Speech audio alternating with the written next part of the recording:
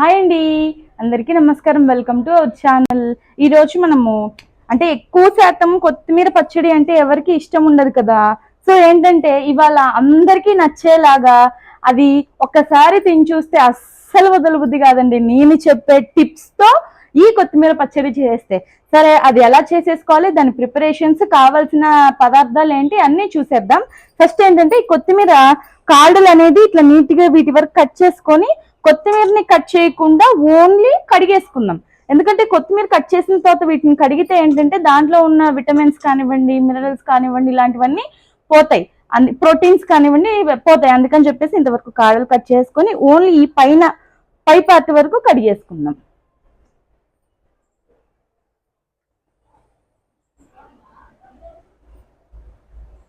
ఇదిగోండి, మనం నీట్గా వీళ్ళు కట్టారు కదా, కట్టిన దానికంటే కొంచెం కింద కనేసుకొని దాంతో సైతం మనం కట్ చేసుకుంటే ఈజీగా ఉంటుంది. ఇదిగో దీంట్లో కొంచెం ఇలా ఇవ్వుంటాయి, గడ్డి ఇవ్వేస్తారు, చూసుకోవాలండి.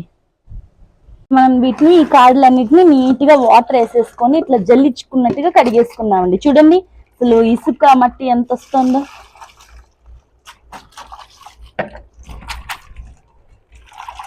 మీద ప్యాన్ పెట్టేసుకొని ఒక 2 నుండి 4 టేబుల్ స్పూన్ వరకు ఆయిల్ వేసేసుకొని కొంచెం ఆయిల్ ని హీట్ ఎక్కనివ్వాలండి.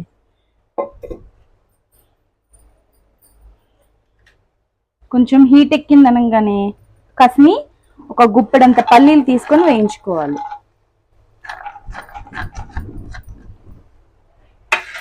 ఇప్పుడు పచ్చిమిరపకాయలు 4 వేసుకున్నాండి. మాకు కొంచెం బాగా కారం ఉన్నాయి, అందుకని చూసుకొని మీకు పచ్చిమిరపకాయల కారాన్ని బట్టి వేసేసుకోండి. ఇప్పుడు నేను చిన్న సైజు 4 టమాటా ముక్కల్ని ఇలా తరిగేసి వీటిని కూడా వేసేసాను. వీటిని కూడా కాస్త మగ్గనిచ్చేద్దాము. మూత పెట్టేసుకొని మగ్గించుకొని ఒక 5 to 10 minutes ఆగి చూసేద్దాం.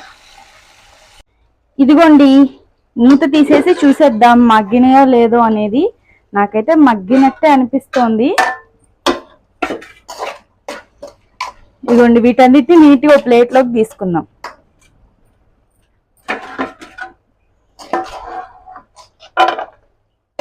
ఇప్పుడు కడిగి పెట్టేసుకున్న ఈ కొత్తిమీరని నీట్గా ఇలా వేసేసుకున్నామండి. ఇది కూడా కొంచెం మీడియం, అంటే సిమ్ లో పెట్టినా పర్వాలేదు, నేనైతే మీడియంలో పెట్టాను. అలా పెట్టేసుకొని ఫ్లేము దీని మీద కూడా ఇలా కదపకుండా ఇలా మూత పెట్టేసుకోవాలి. వావ్, అసలు చూడండి మనం ఎంత కూర వేసాము కొత్తిమీర, కానీ చూడండి ఎట్లా ఎంత అయిపోయిందో, ఎంత తక్కువ అయిపోయిందో. ఇగోండి ఇలా నీట్గా పచ్చివాసన పోయింది, నీట్గా ఇలా దగ్గర పడిపోతుంది అనమాట. అలాంటప్పుడు మనం తీసి కట్టె వేసుకొని కొంచెం చల్లార్చుకుందాము.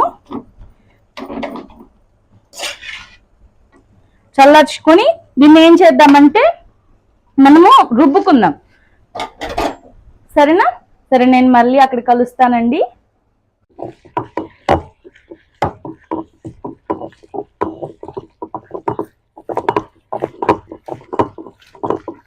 దీంట్లో రోట్లో ఇలా దంపేసుకున్నాము. ముందుగా ఈ పచ్చిమిర్చి, పల్లీలు, టమాటా మగ్గబెట్టుకున్నాం కదా, వాటిని వేసేసుకున్నాము. ఎప్పుడు లాగా వాటికి నీట్గా ఇలా దంపేసుకున్న తర్వాత అన్ని కలిపి ఇంకొకసారి దంపుకుందాం. వాళ్ళకి మిక్సీలో వేసుకునే వాళ్ళకి మాత్రం 5 నుండి 10 minutes మధ్యలో అయిపోతుందండి. నాకైతే గ్రైండర్ రుబ్బడం కదండి రోట్లో, అందుకని 20 నుండి 25 minutes మధ్యలో పడింది. నన్ను అడిగితే మాత్రం ఇప్పుడైతే రోట్లో కంటే కూడా మిక్సీలో వేసుకోవడం నయం, కానీ రోటి మీదలో చేసుకొని తినే రుచి వేరు. అది పచ్చడి అయితే అయిపోయిందండి, మనం ప్లేట్లోకి తీసేసుకుందాం.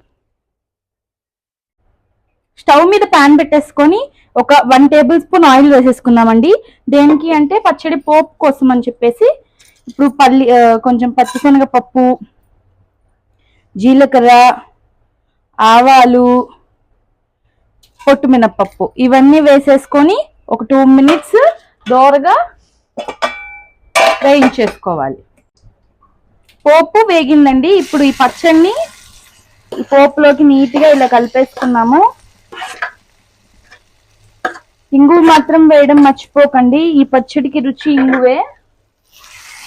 అబ్బా ఏం మంచి స్మెల్ వస్తుంది. వావ్, అసలు పచ్చడి చూడండి, నాకు చూస్తుంటేనే అసలు నోరు ఊరిపోతుంది. టేస్ట్ చూడకుండా నేను ఉండలేకపోతున్నా. ఈ పచ్చడి అయితే చపాతీలోకి బాగుంటుంది, ఇడ్లీలోకి బాగుంటుంది. ఇడ్లీలోకి అయితే సూపర్ ఉంటుందండి. అన్నంలోకి బాగుంటుంది. నేనైతే అన్నంలోకి చూస్తున్నాను టేస్ట్ ఎలా ఉంటుంది ఏంటి అనేది. నెయ్యి మాత్రం మ్యాండేటరీ అండి. అసలు వేడన్నంలోకి నెయ్యి వేసుకొని ఇలా ఇలా కలిపేసుకొని దాంట్లోకి ఈ పచ్చడి ఇట్లా ఫస్ట్ ఇది టేస్ట్ చూసేద్దాము అన్నంలో కంటే కూడా విడిగా.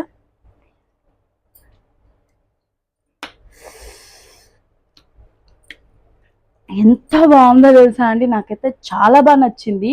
సూపర్ ఉంది. ఇప్పుడు గబగబ గబగబా అన్నంలో కలిపేసుకుందాము.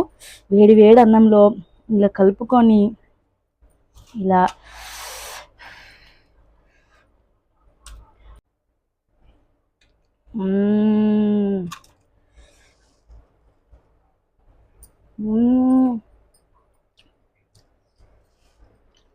ఒక్క నిమిషమే.